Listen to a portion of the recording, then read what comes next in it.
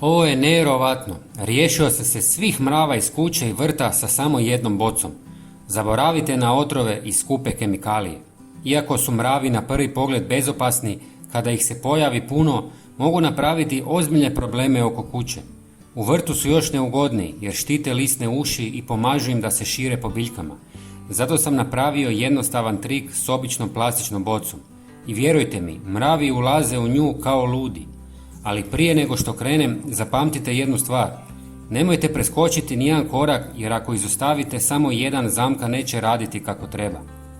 Prvo ćemo napraviti smjesu koja će ih privući. Za početak ulijte oko pola litre tople vode. Voda ne smije biti ni hladna ni prevruća. Zatim dodajem 2 žlice smeđeg šećera i dobro promiješam dok se potpuno ne rastopi.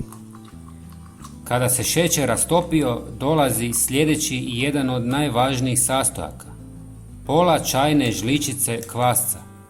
Ovdje je najvažnije da ne pretjerate s količinom. Ako ga stavite previše, smjesa će prebrzo fermentirati i izgubiti svojstva. Zato koristim samo pola čajne žličice, a smeđi šećer pomaže da smjesa dulje djeluje. Ali sada dolazi sastojak koji je ključan da ova zamka zaista odradi svoj posao. Nakon toga dodajem još nekoliko kapi deterdženta za suđe. Njegova uloga je puno važnija nego što možda mislite, a uskoro ćete vidjeti zašto. Ali ovo nije samo za mrave. Ova boca može riješiti i jedan veliki problem, a otkriću vam koji malo kasnije. Sada je smjesa spremna. Ulijem je u plastičnu bocu otprilike do 1/3 njezine visine. Na vrhu boce napravim nekoliko sitnih otvora kroz koje mravi mogu proći.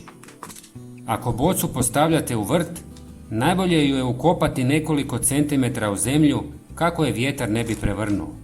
U kući je možete postaviti blizu mjesta gdje najčešće primjećujete mrave. Deterdžent sprječava mrave da nakon ulaska pobjegnu, a kvasa stvara ugljični dioksid koji privlači i komarce. Tako ova jednostavna zamka ima dvostruki učinak. Pogledajte koliko ih se uhvatilo nakon samo nekoliko sati. Ako vam mravi ne rade štetu, nema ih potrebe uklanjati.